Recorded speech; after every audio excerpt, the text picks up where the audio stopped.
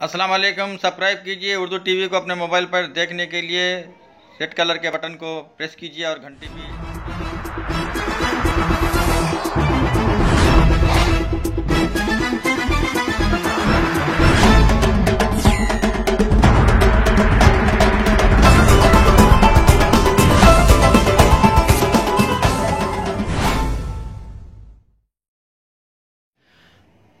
अस्सलाम वालेकुम रहमतुल्लाहि व बरकातुहू। नाजरीन, आप देख रहे हैं Urdu TV Telangana news channel. मैं हूं आपके सामने Mohammed Abdul Rafiq Noori, senior journalist, general secretary Urdu journalist forum ज़िले संगारेड्डी। लीजिए आज की अहम खबर।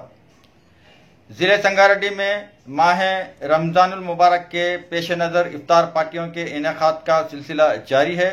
जनाब शेख साबिर, सदर अखिलेतिसल कांग्रेस ज़िले संगारेड्डी ने उर्दू टीवी तेलंगाना को बताया कि 8 जून 2018 बरोज़ जुमा प्रेसिडेंट फंक्शन हॉल रूबरू रैतू बाजार संगारेड्डी में इफ्तार पार्टी का एहतमाम किया जा रहा है, जिसमें मिस्टर टी जयप्रकाश रेड्डी साबिक रुकन असम्बली संगारेड्डी मेहमान खुसूसी की हैसियत से शिरकत करेंगे।